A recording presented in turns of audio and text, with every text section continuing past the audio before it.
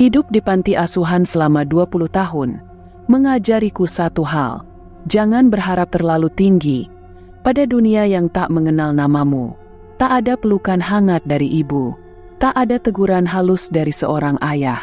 Yang ada hanya doa yang ditanamkan pengurus panti, berharap salah satu dari kami bisa keluar dari lingkaran nasib buruk ini. Perkenalkan, namaku Ratna. Selama 20 tahun, aku tumbuh di bawah atap panti asuhan bernama Asi Lestari, sebuah bangunan tua di pinggir kota, yang tampak seperti tempat peristirahatan terakhir bagi anak-anak yang tak diinginkan dunia. Setiap sudutnya menyimpan kesunyian. Setiap malamnya diselimuti dengan doa dan isak tangis yang dipendam dalam batin. Tapi aku bertahan. Aku menyelesaikan pendidikan hingga lulus kuliah. Sebuah ijazah dari sebuah universitas di kota Bandung kini sudah kupegang erat. Selembar kertas yang selama ini kupikir bisa menjadi tiket menuju hidup yang lebih baik. Kota Jakarta, sebuah tempat di mana jutaan harapan menggantung di langit beton. Aku datang ke kota ini bukan untuk bermimpi, tapi untuk bertahan. Berbekal selembar ijazah dan keyakinan bahwa Tuhan pasti membuka jalan bagi anak yatim sepertiku.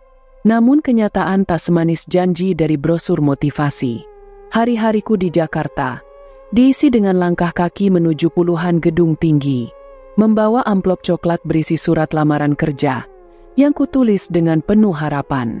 Tapi tak satu pun yang membuka pintu. Semuanya menolak. Entah karena aku bukan lulusan universitas ternama, atau mungkin karena aku berasal dari sebuah panti asuhan, atau wajahku terlalu letih untuk disambut dengan senyum. Saat itu aku mulai berpikir bahwa mungkin dunia tak pernah benar-benar menyukai orang seperti diriku.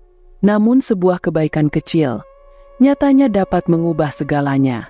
Sampai suatu hari, saat hujan rintik turun dari langit, aku berteduh di sebuah masjid kecil yang terhimpit di antara dua ruko.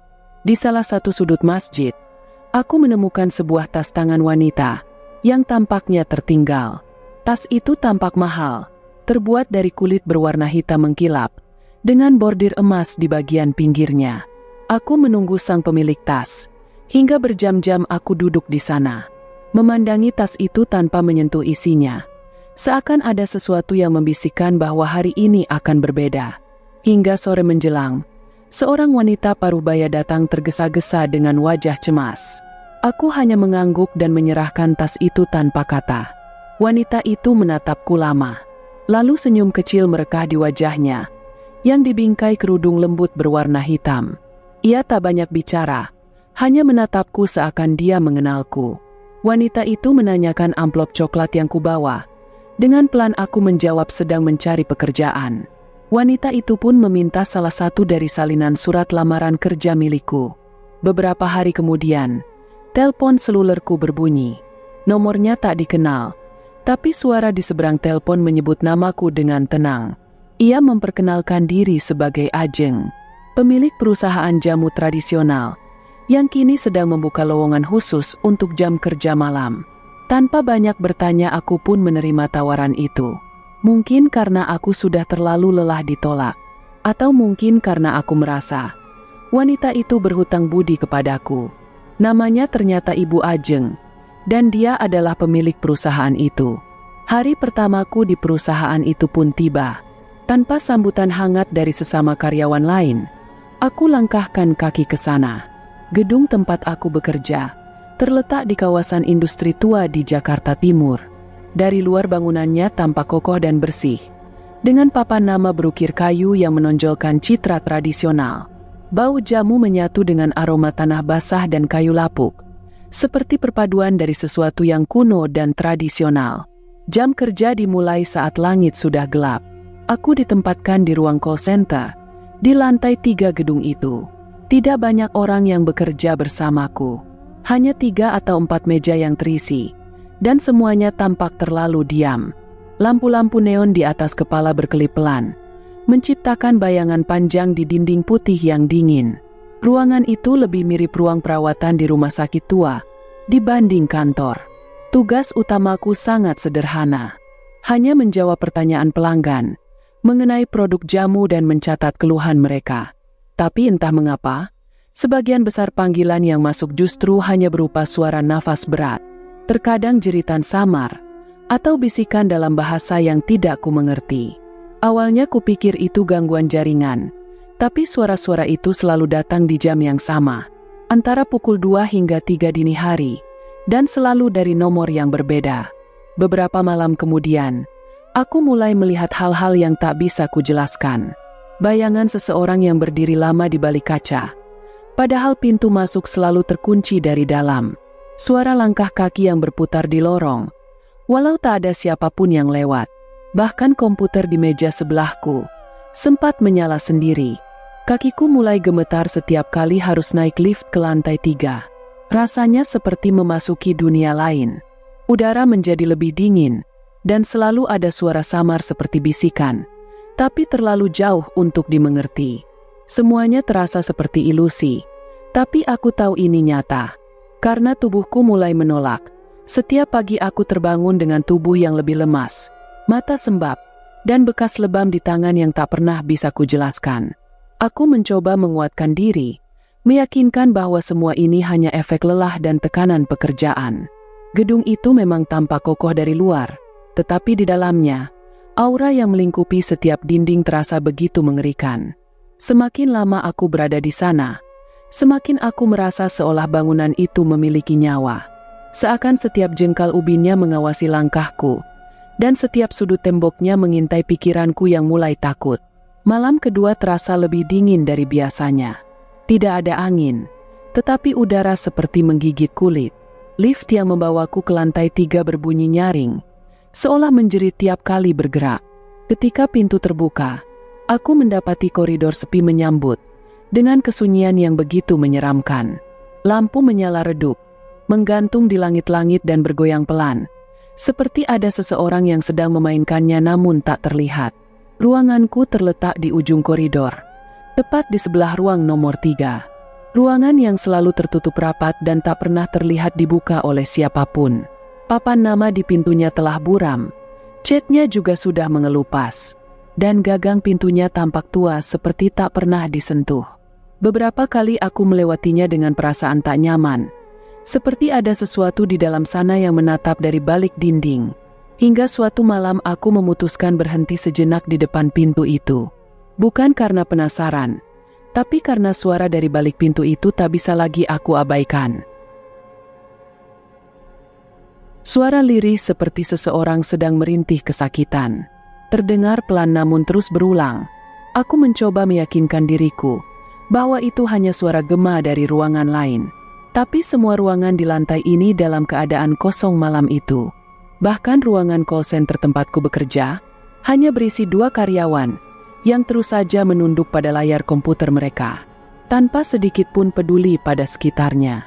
Saat aku kembali ke meja kerjaku, aku merasakan sesuatu yang berbeda. Kursi kerjaku bergeser sedikit ke belakang, seolah seseorang baru saja duduk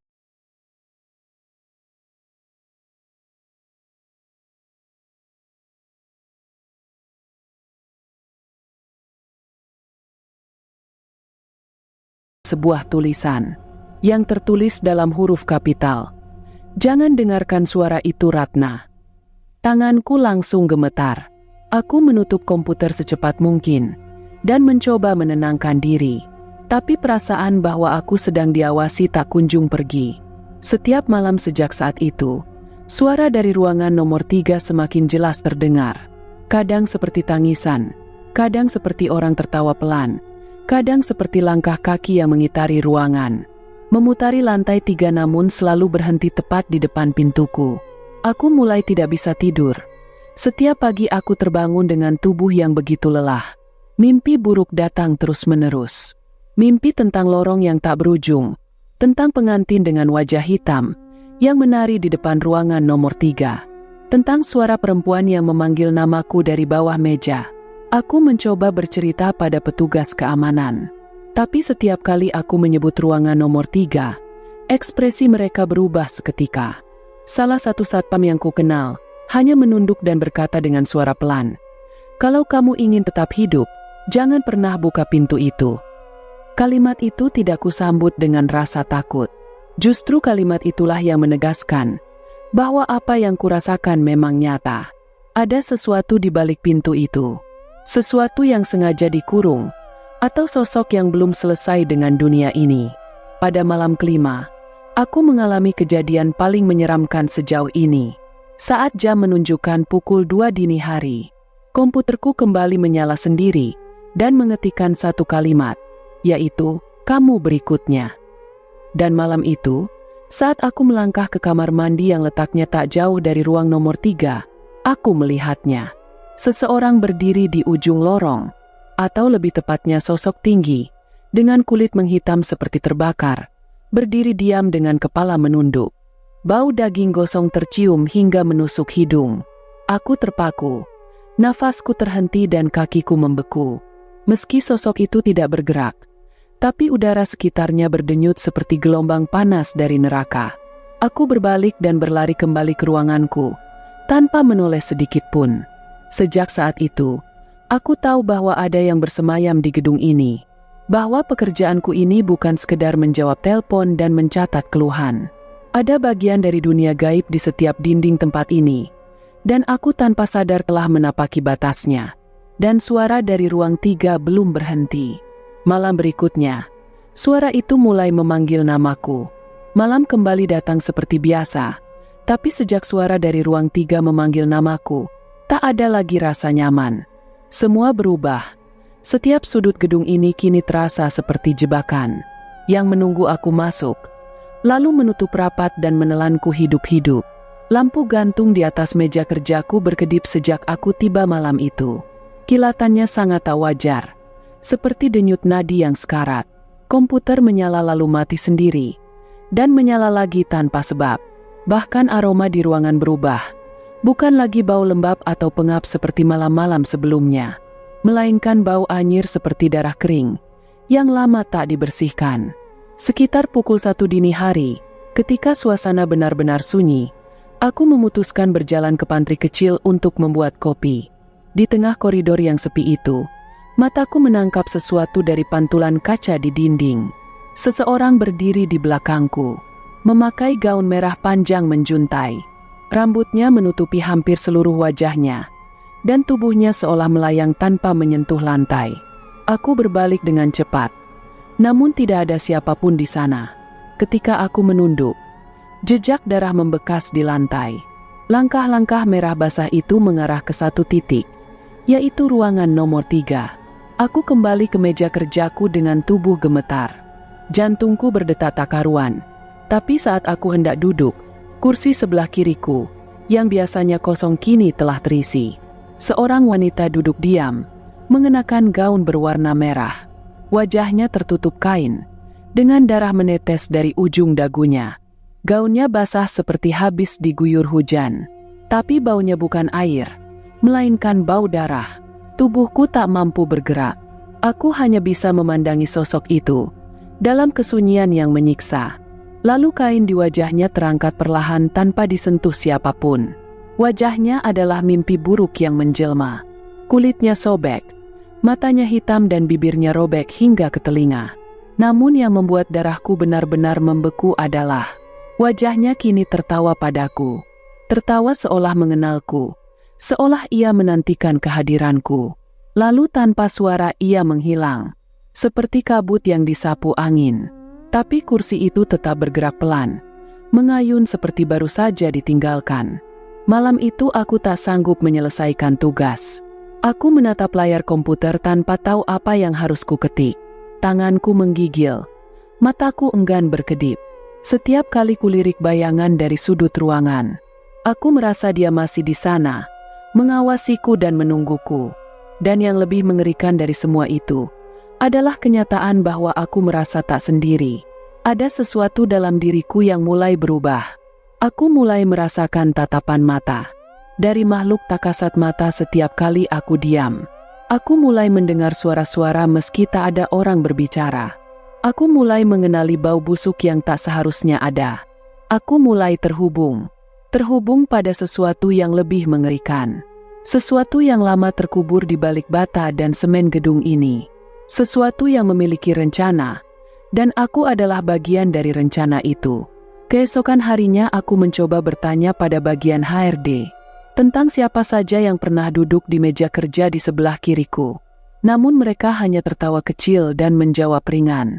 Meja itu memang selalu kosong sejak awal, dan belum pernah ada yang duduk di sana.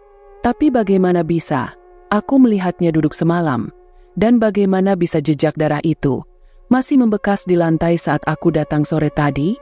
Aku tahu aku belum gila, tapi gedung ini perlahan mengambil kewarasanku. Setiap satu malam muncul satu sosok menyeramkan, lalu meneror aku dengan kengerian. Dan kursi kosong itu kini terasa hidup mengawasi aku. Di malam keempat, hujan deras mengguyur Jakarta sejak sore. Genangan mengisi setiap celah jalanan, membuat suasana makin sunyi. Aku masuk ke dalam gedung dengan tubuh yang basah, berharap bisa langsung naik ke lantai tempat ruanganku berada. Tapi lift malam itu seperti menyimpan niat jahat. Begitu pintunya terbuka, aroma besi tua dan kemenyan tercium tajam. Seharusnya lift tak berbau seperti itu. Tapi di malam itu, bau kemenyan seperti tangan dingin yang menutup hidungku dengan erat. Aku menekan tombol angka 4. Pintu lift tertutup pelan dan lift mulai bergerak naik. Tapi baru sampai lantai 2, lift tiba-tiba berhenti. Tanpa ada tombol tambahan yang menyala. Lampu di dalam lift berkedip lalu kemudian mati, meninggalkan aku dalam kegelapan. Tak ada suara, hanya detak jantungku sendiri yang menggema di telinga. Aku berdiri diam, mencoba menenangkan diri, sampai ku dengar suara langkah berat, seperti kaki yang menyeret di lantai yang basah. Langkah itu makin dekat, lalu berhenti tepat di belakangku. Aku tak berani berbalik, dan tak berani untuk bicara. Udara di dalam lift terasa sesak, seperti ada makhluk lain yang ikut menghirupnya bersamaku. Tiba-tiba lift kembali menyala, tapi pantulan di dinding logam memperlihatkan kenyataan yang tak sanggup aku tolak. Seseorang berdiri tepat di belakangku. Tubuhnya tinggi, dengan kulit hitam legam seperti arang. Matanya merah menyala seperti bara api, dan ia tidak berkedip. Tubuhnya perlahan membungkuk seolah mendekat ke telingaku. Suaranya berat, seperti bergema dari dasar sumur tua. Ia tidak mengatakan apapun, hanya mengeluarkan bunyi nafas panjang dan dingin, seperti bisikan dari dunia lain. Ketika lift mencapai lantai 4, pintu terbuka perlahan. Namun tak ada siapapun di dalam kecuali aku. Makhluk itu menghilang begitu saja, seperti debu yang tertiup keluar bersama angin. Aku keluar dari lift dengan kaki gemetar. Di sini aku tidak langsung ke ruang kerja. Aku berdiri lama di depan kamar mandi, mencoba menenangkan diri dengan membasuh wajah untuk menghilangkan rasa takut. Tapi saat ku tatap wajahku di cermin, makhluk hitam itu berdiri di balik pantulan kaca. Dia berdiri di belakangku, namun kali ini, tangannya menempel di pundakku. Aku menoleh dengan panik, dan tidak ada siapapun di belakangku. Tapi pundakku terasa dingin dan berat. Seperti ada yang menggenggamnya dengan tangan yang basah dan mati. Sejak malam itu, aku tak pernah lagi menggunakan lift. Lebih baik menapaki puluhan anak tangga, daripada terjebak bersama makhluk hitam yang membawa rasa takut. Tapi makhluk itu membawa pesan, bahwa aku telah melangkah masuk ke dalam dunia mereka. Dunia yang tak bisa kutinggalkan begitu saja. Dunia yang telah memilihku. Dan lift itu kini menjadi saksi bahwa jalanku telah terikat dengan sesuatu yang tak kasat mata. Semenjak malam itu, tidurku tak pernah pulas lagi. Setiap kali memejamkan mata, selalu ada sosok hitam yang mengintai dari balik tirai, dari sudut kamar, atau dari langit-langit. Hari demi hari, pikiranku terikat pada rasa takut yang tak bisa kuterjemahkan. Tapi rasa penasaran mulai tumbuh di sela-sela ketakutan itu. Ada sesuatu di gedung ini yang seolah memanggilku, mengarahkanku ke lapisan demi lapisan misteri, yang selama ini tersembunyi di balik dinding dan lantai. Dan semuanya bermuara pada satu hal, lantai 6. Lantai yang selalu tertutup untuk siapapun. Menurut petugas keamanan gedung, lantai 6 dikosongkan karena renovasi. Tapi tidak ada tanda-tanda pekerjaan apapun di sana. Tidak ada tukang, tidak ada suara alat berat. Bahkan tidak ada debu. Hanya satu lorong panjang dan sunyi, penuh pintu-pintu yang tak bernama. Malam itu setelah selesai bekerja, dan langit masih dibasahi gerimis tipis, aku naik tangga menuju lantai 6. Tanganku gemetar saat menyentuh gagang pintu besi di ujung tangga. Tapi entah kekuatan apa yang memaksaku untuk ke sana. Koridor panjang menyambutku. Lampu-lampu mati. Udara di lantai ini lebih dingin daripada dimanapun. Dindingnya masih utuh. Tak terlihat bekas perbaikan. Tapi lantainya berlubang di beberapa titik, seperti bekas galian, atau bekas sesuatu yang dicungkil dari dalam. Aku berjalan perlahan, langkah demi langkah, sampai tiba di depan satu pintu. Nomor kamar tergores samar, 606. Aku menempelkan telinga ke pintu. Tidak ada suara, tapi dari bawah celah pintu, cahaya merah samar tampak menyala pelan. Warna merah itu bukan dari lampu biasa. Warnanya seperti bara yang menyala, seperti api dalam ritual. Aku himpun keberanian, lalu kubuka perlahan, dan di sanalah aku melihatnya. Sebuah kamar kosong, hanya ada kasur tua di tengah ruangan, berlumuran darah kering. Dindingnya penuh dengan gambar wanita, digambar dengan darah. Wajah-wajah yang seolah memohon, berteriak dalam bisu.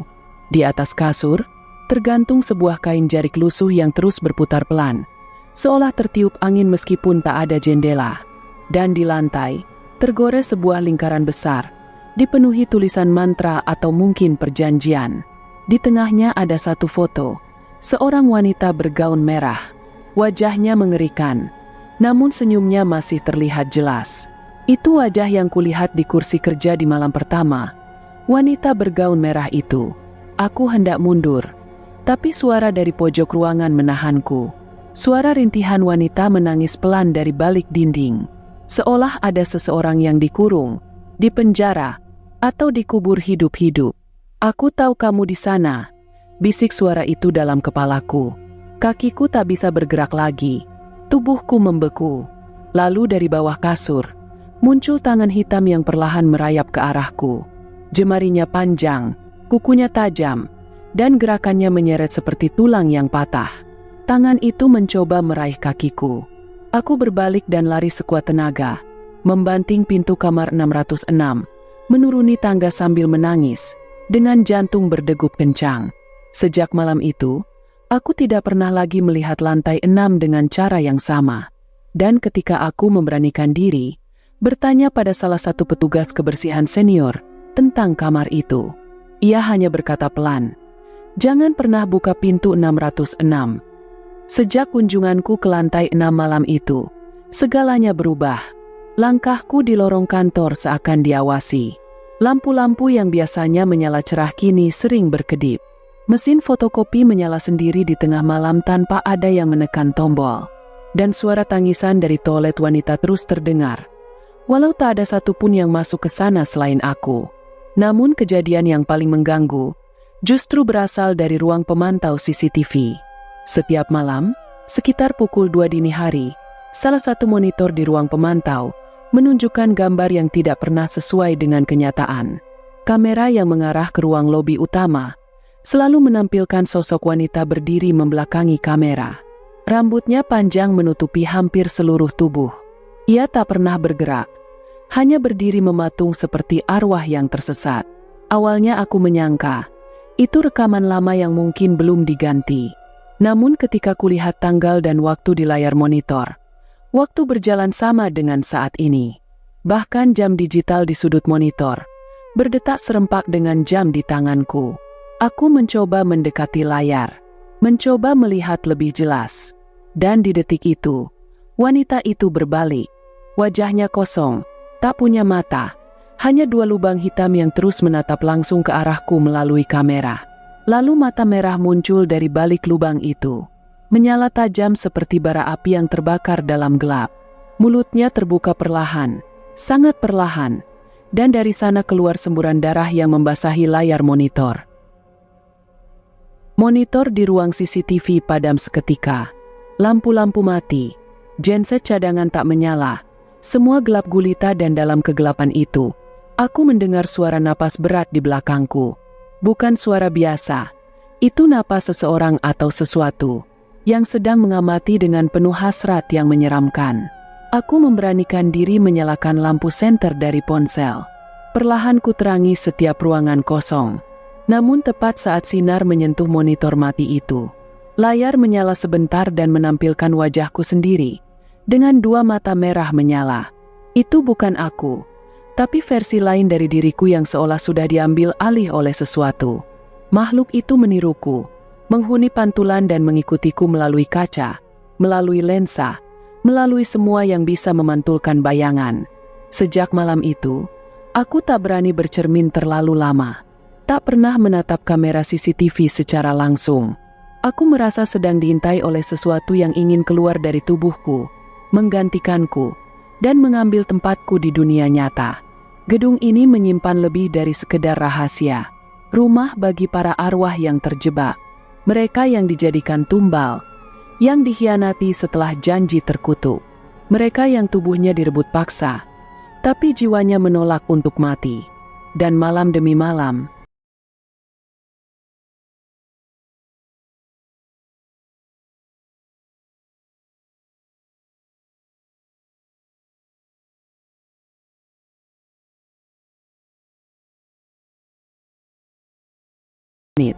saat aku baru saja menyelesaikan laporan terakhir, tanganku baru saja menyentuh gelas di meja. Ketika pintu kaca ruang depan bergeser perlahan, suara gesekannya membuat bulu kuduku berdiri, namun bukan karena takut, melainkan karena suara itu muncul terlalu sempurna. Dalam kesunyian yang tidak biasa, dia masuk dengan langkah mantap namun sopan. Seorang pria muda, bertubuh tinggi, berkulit bersih, wajahnya tenang dan tatapannya tidak mencurigakan. Namanya Fahmi. Begitu dia memperkenalkan diri, lewat formulir penerimaan karyawan baru. Tapi malam itu dia hanya diam, menunduk dan hanya menyapaku dengan senyum. Mulanya aku hanya menganggapnya karyawan baru. Tapi entah kenapa dia seperti tahu banyak hal tentang kantor ini. Ia tahu mana lift yang sebaiknya tidak dipakai saat lewat tengah malam. Ia tahu kapan sebaiknya aku pindah tempat duduk jika udara di sekitar mejaku mendadak dingin. Ia tahu segalanya dan lebih dari itu, ia seakan menjagaku dari teror para makhluk gaib di gedung ini. Kini setiap malam Fahmi selalu ada. Ia tidak pernah membuatku merasa sedang diawasi. Tapi entah bagaimana, kehadirannya seperti dinding yang memisahkan aku dengan rintihan menyeramkan yang biasa ku dengar dari gedung ini. Ketika jam menunjuk pukul 1 pagi dan telepon mulai berdering, Fahmi akan mendatangiku, mengajakku keluar sejenak, ke balkon kantor yang sunyi, hanya untuk menghirup udara dan meredakan degup jantungku, yang kadang berlari lebih dulu dari waktunya. Aku tidak tahu sejak kapan perasaan itu tumbuh. Cara Fahmi terlalu halus hingga membuat aku menyukainya. Fahmi seakan masuk perlahan ke dalam mimpiku. Ada sesuatu dalam caranya memandangku. Saat aku bercerita tentang hidupku di panti asuhan, tentang kerasnya mencari kerja, tentang rasa ingin menyerah dari semua ini, Fahmi mendengarkan keluh kesahku, dan bukan sekedar diam, tapi dia benar-benar mendengarkan. Dan seperti cerita yang tertulis dalam takdir, Fahmi melamarku, bukan dengan pesta, bukan dengan bunga, atau bukan pula dengan cincin. Hanya sebuah kalimat di bawah lampu remang di malam Jumat Kliwon. Jika kau lelah sendiri, bolehkah aku yang menemani jalanmu? Aku menangis malam itu, bukan karena bahagia semata, tapi karena aku merasa Tuhan akhirnya memberikan belas kasihan padaku. Seorang gadis yatim piatu yang hanya membawa selembar ijazah dan tumpukan penolakan kerja, kini akan menikah dengan pria yang tidak hanya mencintaiku, tapi juga memberiku rasa aman yang tidak pernah kudapatkan sejak kecil.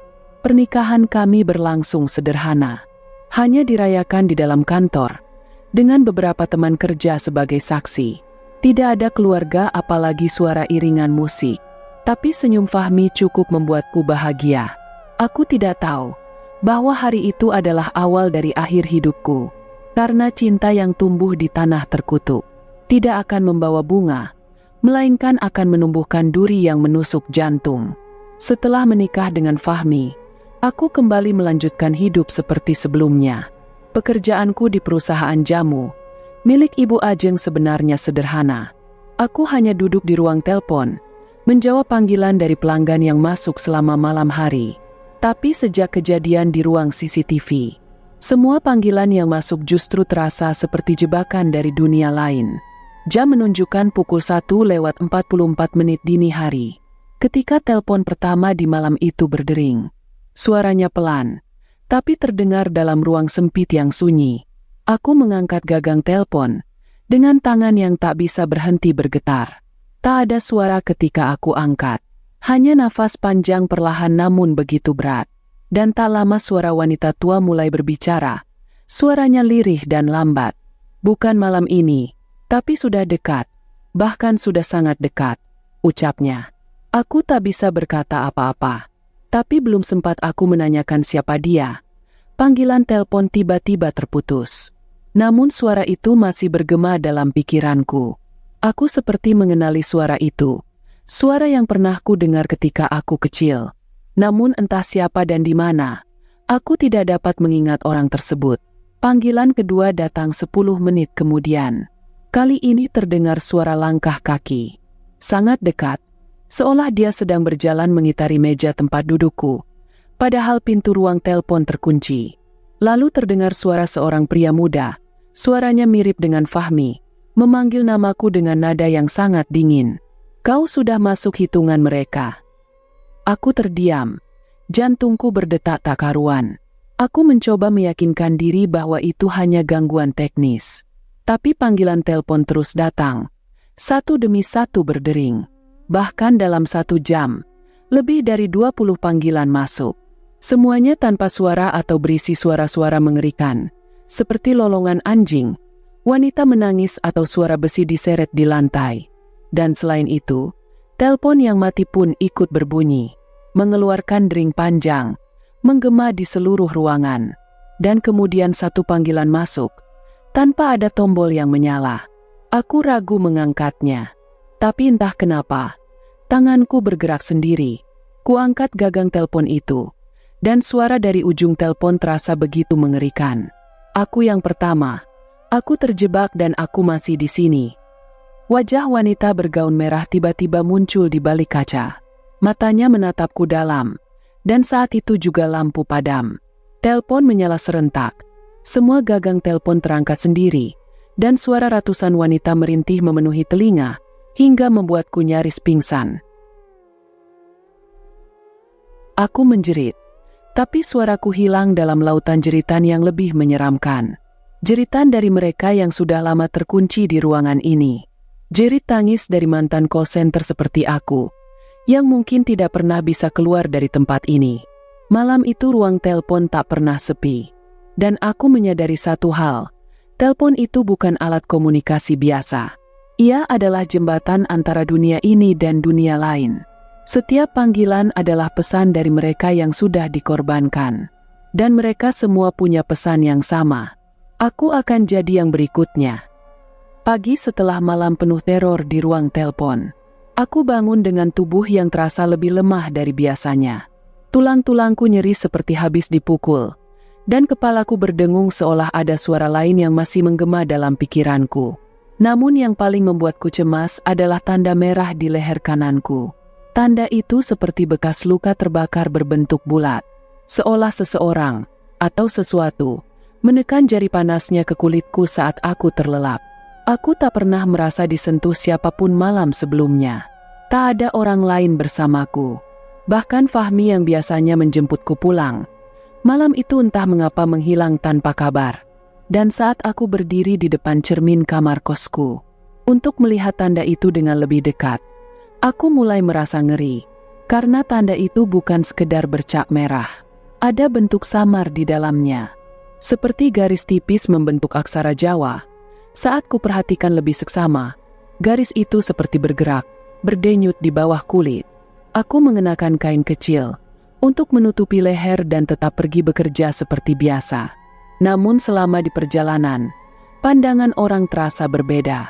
Mereka menatapku seperti melihat sesuatu yang mengerikan. Bahkan seorang ibu penjual kue di pinggir jalan spontan menjauhiku ketika aku mencoba membeli kue darinya. "Maaf nak," ucapnya lirih sebelum menarik dagangannya dan menunduk dalam ketakutan. Di kantor suasana semakin ganjil. Fahmi masih belum datang. Ibu Ajeng pun menghilang dari ruangan kerjanya. Lalu para karyawan terlihat menunduk dan enggan menatapku. Mereka semua seperti tahu sesuatu. Malamnya ketika aku kembali masuk kerja, tanda merah di leher terasa panas, menyengat, dan semakin menyebar ke pundak. Dan saat aku menatap pantulan diriku di kaca lift, aku melihat sesuatu yang membuat darahku seolah berhenti mengalir. Di pantulan itu, leherku tidak hanya memiliki satu tanda merah, namun ada 5 titik merah berbentuk melingkar di sisi kanan leher. Aku tersentak mundur, nafasku terasa sesak, dan untuk pertama kalinya, aku merasa tubuh ini bukan lagi milikku. Fahmi akhirnya kembali ke kantor malam itu. Setelah 2 hari menghilang tanpa jejak, ia datang dengan wajah yang lebih pucat dari biasanya, namun tetap dengan senyum lembut, yang selama ini membuatku merasa aman. Dan seperti biasa, ia menjemputku dari ruang kerja sekitar pukul 2 lewat. Namun saat tangannya menggenggam jemariku, tubuhku mendadak menggigil. Udara di sekitarku terasa jauh lebih dingin, seperti menyusup dari dalam dagingku sendiri. Aku ingin menolak, ingin bertanya, ingin lari, namun tubuhku bergerak mengikuti langkah Fahmi. Malam itu kami tidak pulang ke kamar kosku. Fahmi membawaku ke salah satu ruangan, di lantai paling atas gedung kantor, yang selama ini selalu terkunci dan tak pernah terlihat digunakan siapapun. Aku sempat bertanya dalam hati, sejak kapan tempat ini ada? Ruangan itu kosong.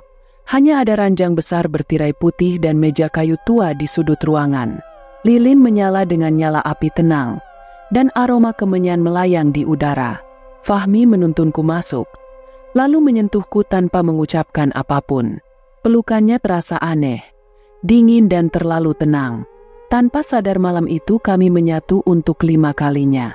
Dan saat semua selesai, ketika aku berbaring, tubuhku terasa ringan, napasku berat, seperti tertahan sesuatu di tenggorokan. Tiba-tiba seluruh lilin mati bersamaan. Di dalam kegelapan, terdengar langkah kaki seseorang, diiringi suara bisikan yang berasal dari segala arah. Lalu mataku menangkap cahaya kecil dari sudut ruangan. Cahaya itu berasal dari sosok wanita bergaun merah. Ia berdiri tak jauh dariku. Wajahnya rusak, sebagian kulitnya mengelupas, sebagian lagi terbakar hitam. Tapi dari tatapannya, aku tahu dia sedang memandangku penuh iba. Ia menunjuk ke arah meja kayu. Dengan tubuh gemetar aku mendekat. Di atas meja itu ada cermin kecil, dan sebongkah surat tua yang sudah menguning. Lalu aku pun membukanya. Isinya adalah tulisan tangan, dengan bahasa Jawa kuno yang entah bagaimana bisa kupahami. Ritual akan sempurna saat darah kelima mengalir dari rahim perawan. Pria muda adalah suami, namun dia bukan milikmu. Dia milik wanita yang memberinya kehidupan abadi. Setelah penyatuan kelima, rohmu akan dipisahkan, tubuhmu akan menjadi jimat, dan wajahmu akan dikenang dalam lorong tempatmu bekerja. Tanganku bergetar hebat. Semua kini nampak jelas. Aku bukan istri Fahmi. Aku adalah tumbal, penggenap kekuatan, tumbal dalam ritual kawin pesugihan, yang telah dijalankan selama bertahun-tahun oleh Ibu Ajeng dan Fahmi. Dan yang lebih mengerikan lagi, Fahmi bukan anak dari Ibu Ajeng, melainkan dia adalah suaminya. Tapi semuanya sudah terlambat. Tubuhku mulai sulit digerakkan. Leherku panas, dan dari cermin aku melihat bahwa tanda merah itu kini telah berubah menjadi hitam. Aku mulai kehilangan kesadaran, tapi sebelum semuanya gelap, ku dengar suara lirih wanita bergaun merah. Kami gagal memperingatimu, tapi sekarang kaulah yang akan memperingatkan korban berikutnya. Aku menjerit, namun suaraku tak terdengar. Dunia menjadi hitam dan aku menghilang dari kehidupan ini. Selama ini teror yang datang bukan hanya gangguan tanpa arah. Semua pesan dari makhluk-makhluk gaib itu ternyata memiliki tujuan. Mereka ingin memperingatiku. Wanita bergaun merah yang muncul di lorong, pria tanpa kaki di area parkir, satpam berwajah hangus yang berdiri di balik kaca. Mereka bukan sedang menakutiku. Mereka sedang mencoba menyelamatkanku. Karena aku sedang berada di jalur yang sama dengan mereka. Mereka semua sudah menjadi tumbal. Dan kini, aku adalah calon tumbal berikutnya. Tanda merah itu adalah tanda yang menandakan bahwa aku telah terpilih untuk menjadi bagian dari ritual kawin pesugihan. Dan yang membuatku semakin takut adalah kenyataan bahwa proses penumbalan ini telah selesai. Tanda merah itu hanya akan genap setelah penyatuan kelima. Dan aku telah melakukannya 5 kali bersama Fahmi.